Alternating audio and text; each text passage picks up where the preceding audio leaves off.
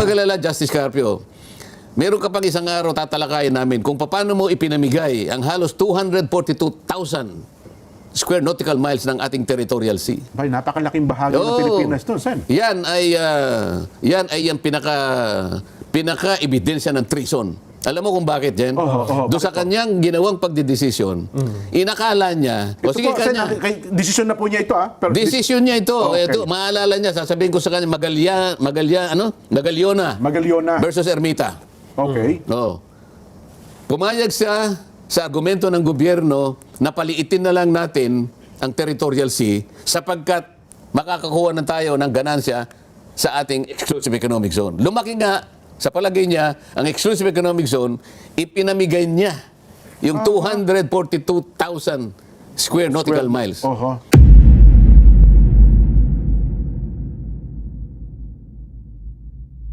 Doon tayo sa punto ng coordinates. Yes.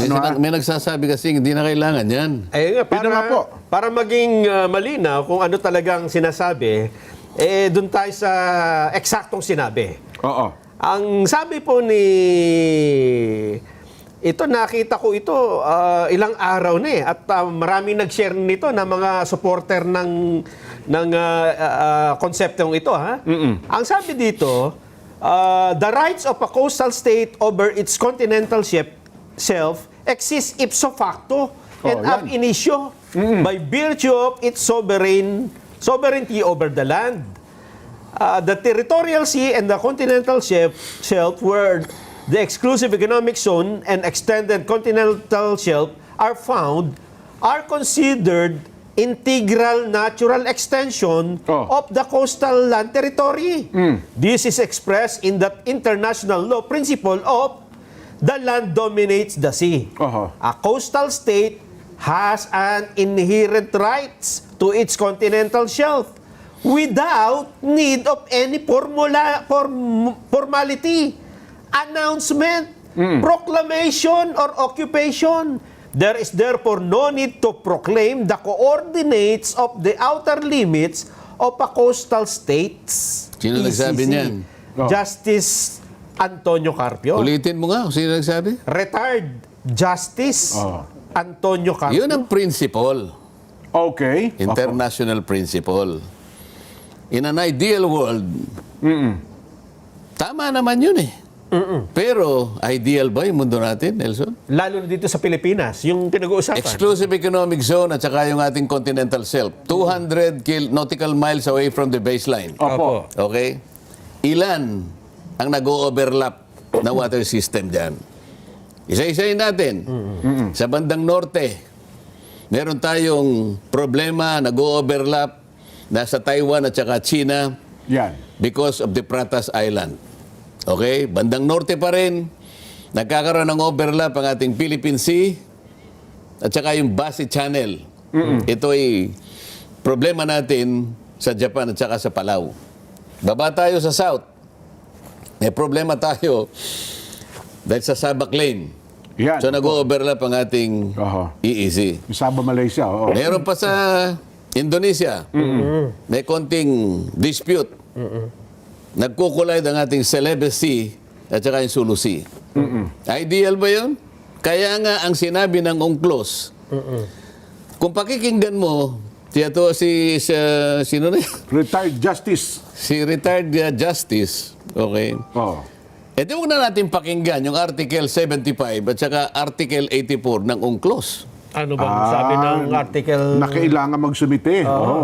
Kasi alam mo, ang UNCLOS pinagmumula ng ating karapatan. Ngunit meron ding partiyan ng obligasyon ng bawat estado. Para maklaim mo yung karapatan na yun. Kaya kailangan, meron tayong coordinates talaga. Nag-aaway-aaway nga eh. Baka naman walang letra por letra nakasulat na kailangan ng coordinates. So, basahin niya. Alam nga naman akong magbasa sa kanya. Kailangan, basahin niya. Ito, binabanggit ko na nga sa kanya. Article 75 at saka Article 84, inuobliga po tayo ng UNCLOS na magsumite. Hindi lamang yun. Alam mo kung sino pang nag-uubliga sa atin? Sino? Yung Secretary General ng United Nations. Sapagkat tayo ay miyembro ng UN. Alam mo, nag-i-issue ng regular na paalala ang United Nations na tayo ay mag-comply doon sa mga regulatory issues. Kagaya, pinagsasambit tayo ng coordinates talaga. Aha.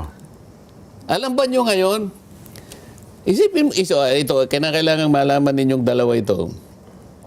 Obligasyon ito Opo. ng isang partido ng isang treaty. Okay? Kailan ba tayo nag-sign sa UNCLOS Gen? Kailan pa? 1982. 1982 na pala. Niratify ng ating pamahalaan 1984. Okay. Naging enforceable sa atin Opo. 1997 o 1994. 1994, okay. Sa makatwid, 1994, 2026, ilang taon nang nakararaan? Oh. Nelson, Mga... mathematician, 32. 32, tama. 32 years ago. Oh.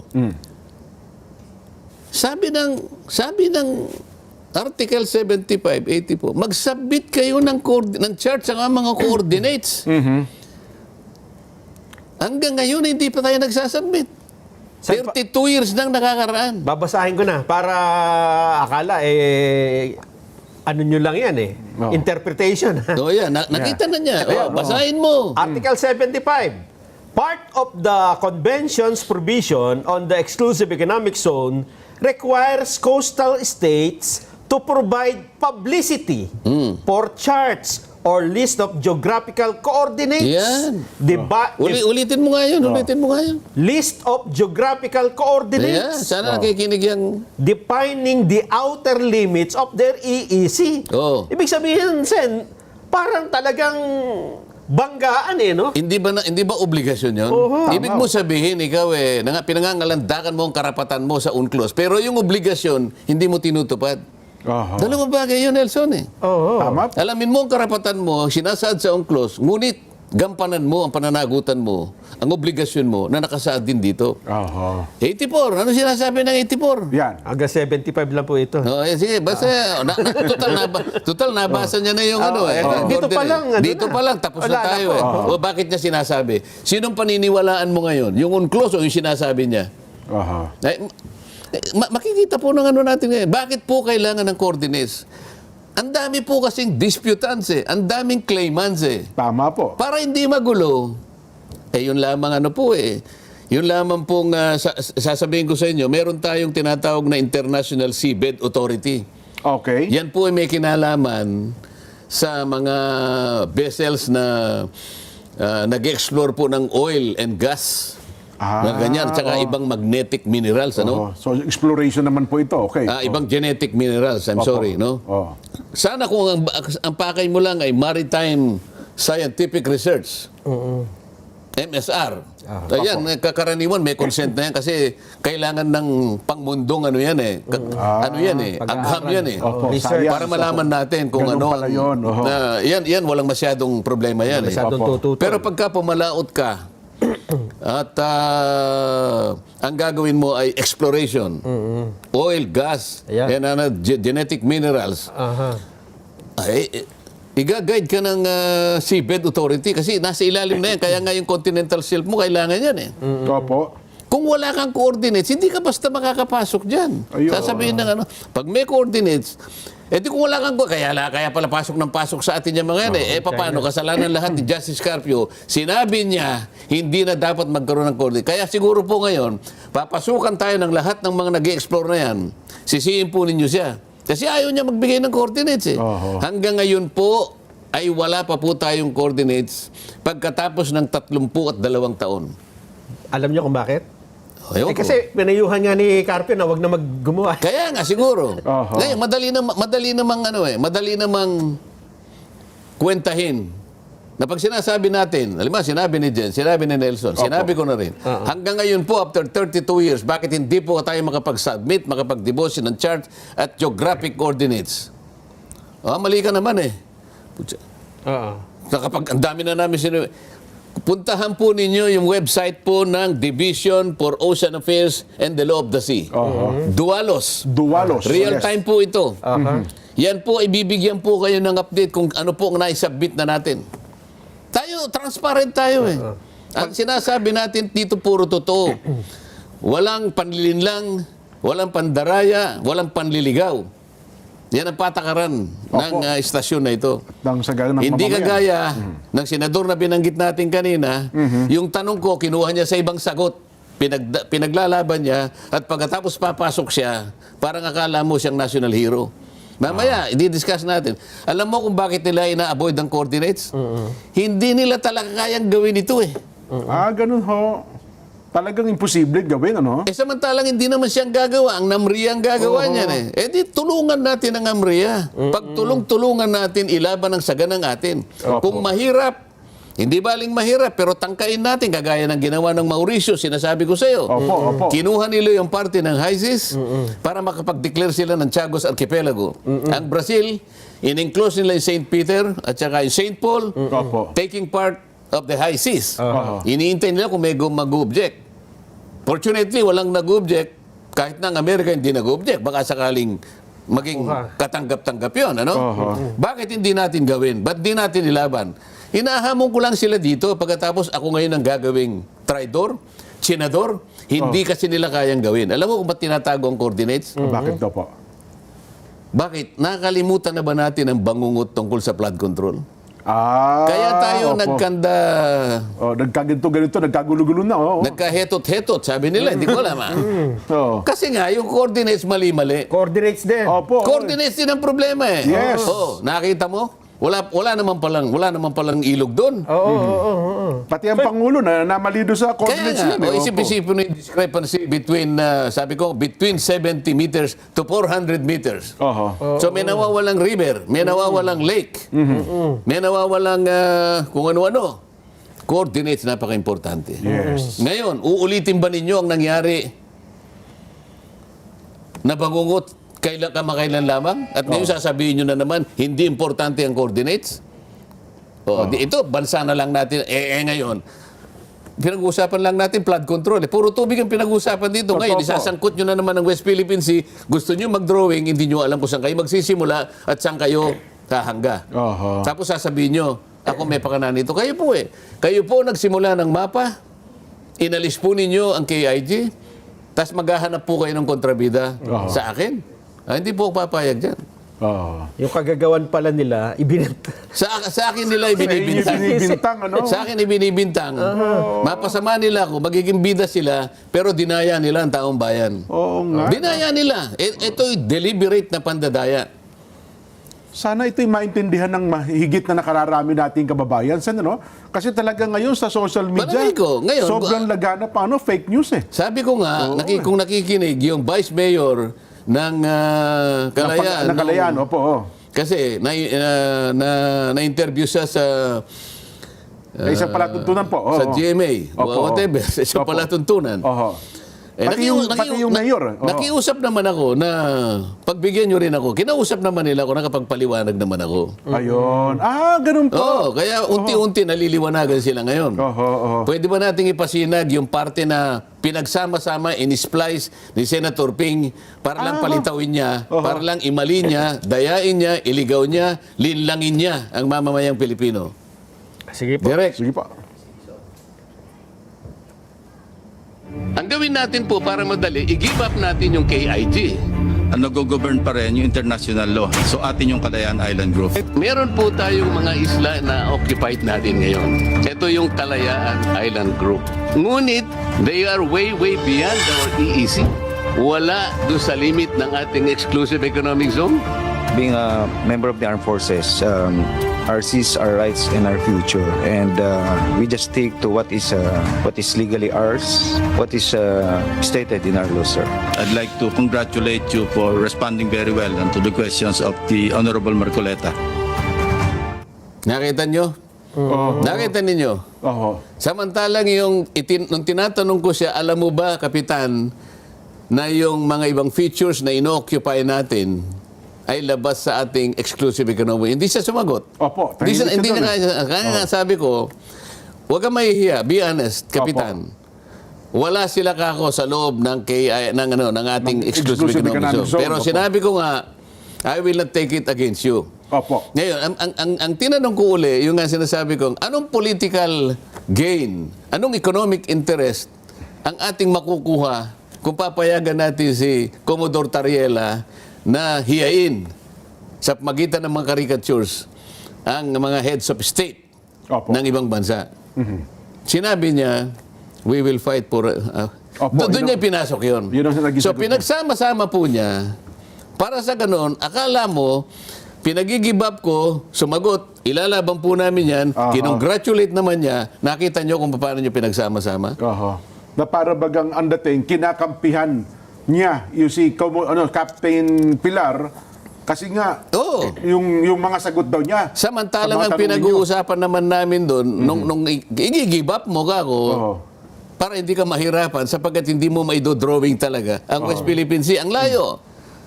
So, gusto ko siyang tulungan sa kanyang paghihirap na sagutin na talagang hindi, kung nga yung mga namriya, hirap na hirap siya pa kaya. Oh, yung kapitan. Oh, talagang hindi mo kako magagawa. Para magawa mo yan, para makumpleto mo yan, you give up your KIG. Oho. Doon niya kinuha yun. Oho. O, pagkatapos naglabas siya ng marami pang mga pagpapahayag. Hindi ko lang naibigay kayo, pero babasahin Kasi ko. feeling niya, Sen, mukhang ano. Ito, pakikita ko, gawa niya ito. Sa kanya galing ito. Babasahin ko lang. In geopolitics, sabi Meron niya. doon tayo. Sige, ipakita niya sa ano. Itong ganito? Yes. Ayan, yan. Sige. Sige po, ano po laban, Sen? Habang Sabi yan. niya, Oh, in geopolitics, okay. the most common sources of information are technical intelligence and homegrown traitors who are willing to sell their country in exchange for what's in it for them.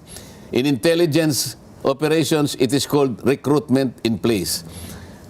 Unang-una, bakit dinefine niya yung geopolitics ng ganito?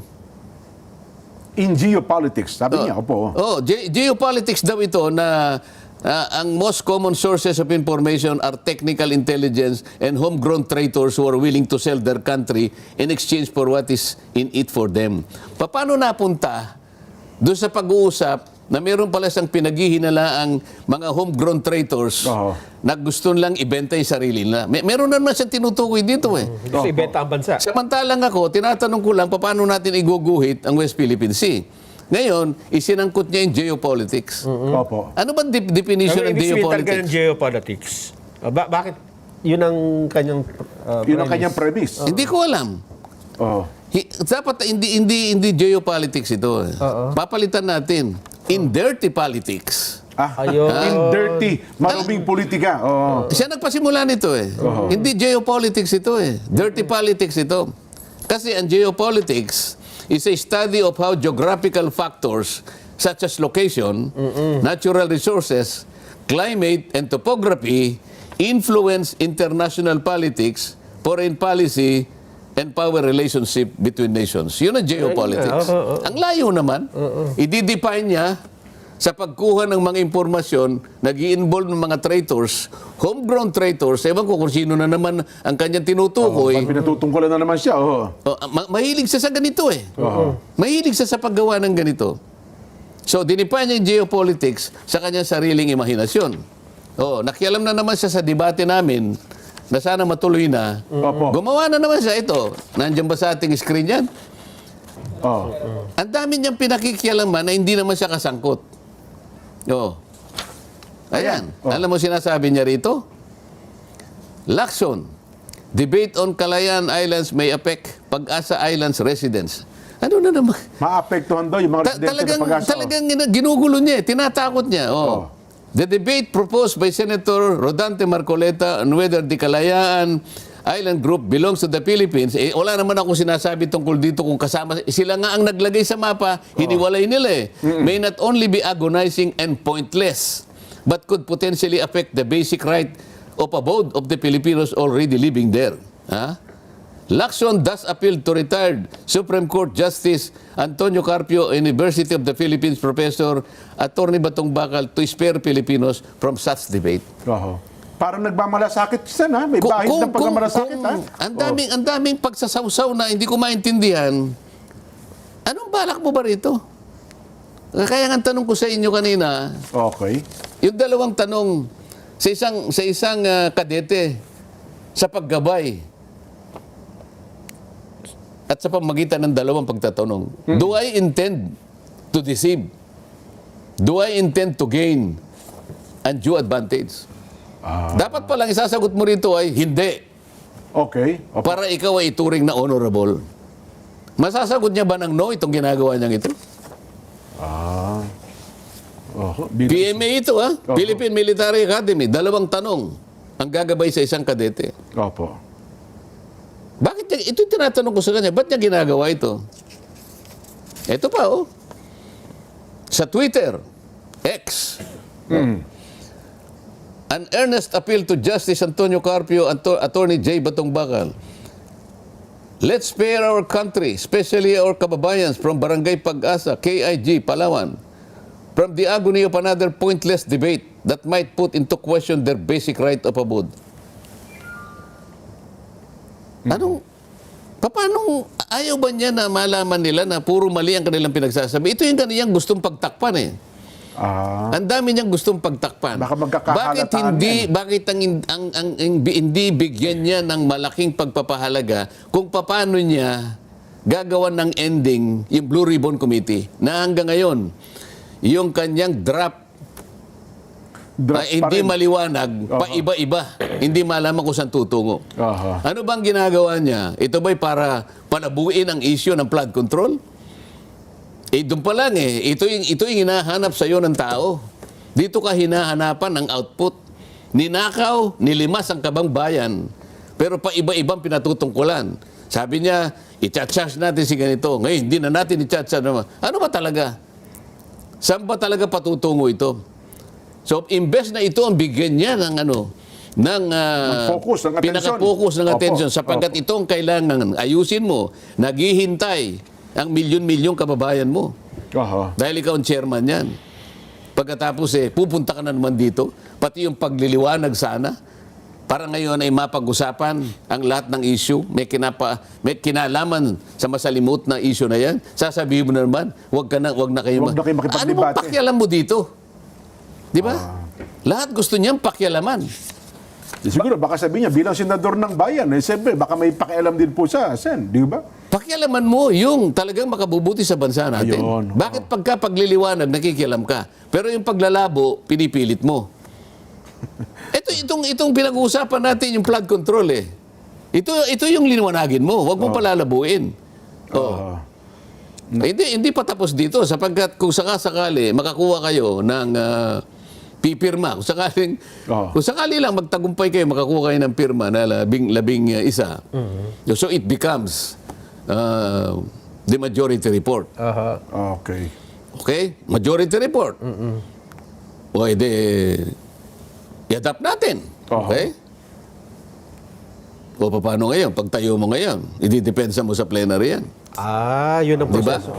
Yun pala. Ito yung dapat nating bigyan ng pagpapalaga. Nilimas ang kabang bayan. Hindi mo pa nga naliliwanagan eh. Ang daming malabo dito. Ang daming pinalabo dito. Pati direction hindi na malaman. Pati coordinates.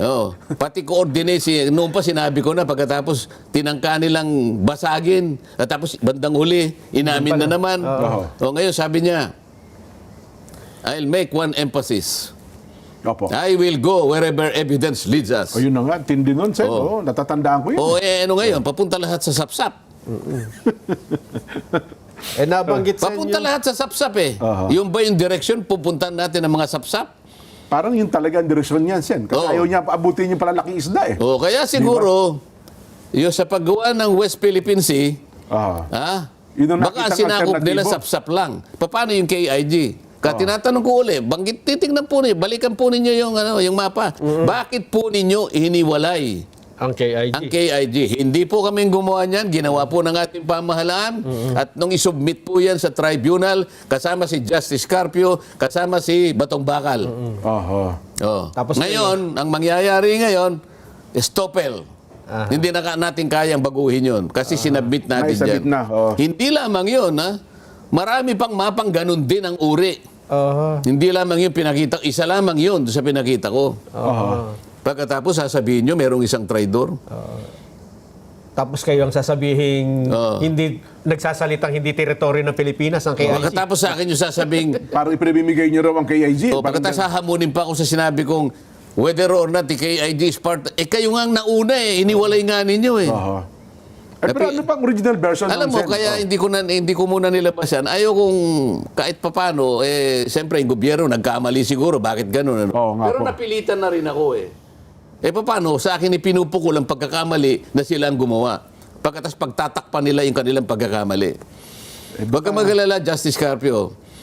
Meron ka pang isang araw tatalakayin namin kung paano mo ipinamigay ang halos 242,000 square nautical miles ng ating territorial sea. Bay, napakalaking bahagi ng Oo. Pilipinas doon, Sen. Yan ay yung pinaka-ebidensya ng treason. Alam mo kung bakit, Jen? Doon sa kanyang ginawang pagdidesisyon, inakala niya, Ito sige po, Sen, kanya, desisyon na po niya ito, Pero desisyon niya ito. Okay. Ito, maalala niya, sasabihin ko sa kanya, Magaliona Magaliona. versus Ermita. Okay. Oo. Pumayag siya sa argumento ng gobyerno na paliitin na lang natin ang territorial sea sapagkat makakakuha ng tayo ng ganansya sa ating exclusive economic zone. Lumaki nga, sa palagay niya, ang exclusive economic zone, ipinamigay niya yung 242,000 square nautical miles. Oho. Territorial sea yun, Jen. Ibig sabihin, parte ng ating territory. Yes, oh, Yung maritime rights, limited lang yun. Limited Economic lang po yan rights po. lang yun. Opo. I charge him treason for this. Kailangan malaman mo na, Justice Carpio, kung nakikinig ka. Territorial rights po yun. Kasi sa ibang bansa, pag pumasok Ayun po ng nga, ibang kaya bansa, ayaw doon, nilang makipagdebate kasi sasabihin ko lahat ito Hindi na nga makikipagdebate yan, Sen. Hindi, makikipagdebate yan, pilitin nyo. Hindi, sinabi na may Oo. premise na- Mo, dahil nga sa sinabi ni Ping Lacson Yan. na sinabi niya na geopolitics, ang pagkuha ng impormasyon sa mga traidor, bla bla bla. Opo. Gumawa rin ng pagpapahayag. Itong Justice Carpio, sinabi niya, I intend to revise. Sabi niya, sana ma-revise natin ang Foreign Service Act sa DZBB. Na-interview siya. Ha? Para daw malaman, baka may mga Pilipino na nagsisilbi na foreign agents at binabayaran ng China. So, nasabi na nga natin nung isang araw, nakalimutan niya, yung anak niya nagtuturo sa University of Beijing. Aha. So, nagsama-sama sila. Nakikita mo, magdidikit-dikit sa isang larawan na sila magkakasama. Aha. Kung basahin mo yung dyaryo ngayon, yung isang manunulat sa, hindi ko alam kung Inquirer yun o Ambet Ocampo. Opo. Isang malapad na dyaryo na lang po. Sige, Isang malapad na dyaryo, Opo. binabanggit na naman niya yung mga naunang mga mapa na pinagsasaligan ni Justice Carpio na, ayan, sabi niya, hindi kagaya ni Marcoleta na pinamimigay niya. Sabi na naman niya. So, iba yung narrative nila, gumawa sila ng sariling narrative, sila. Opo. At Na pagkatapos pinamimigay niyo ngayon, raw, merong isang opisyal Oho. ng relihiyon. Opo. Hindi ko nababanggit yan kung anong relihiyon, kung anong pangalan, kinocongratulate niya yung ginawang resolusyon ng mga dilawan sa House of Representatives, gumawa ng resolusyon congratulating the gallantry, the valor, Opo. and the yung katapangan, kabayanihan ng mga nakatira sa KIG na magpahayag ng kanilang na gusto yata nila kung gawing persona non grata, parang ganyan. Nakita mo na kung ano yung kanilang ginagawa. Kaya inuudyo Gumagawa na sila ng pelikula. Opo. Kaya si Commodore Tariela, gusto niya akong hilain papunta ron para hiyain nila ako, di ba? Nakikita niyo na kung ano yung kanilang gusto mangyari. Ayun. Kailangan po malaman ninyo, mga kababayan, kung ano po ang buktot na hangarin ng mga tao sa likod ng gumagawa ng isang naratibo. Pero ang batayan po nito ay panlilin lang sa inyo, panliligaw, pandaraya sa sambayan ng Pilipino. Ayun.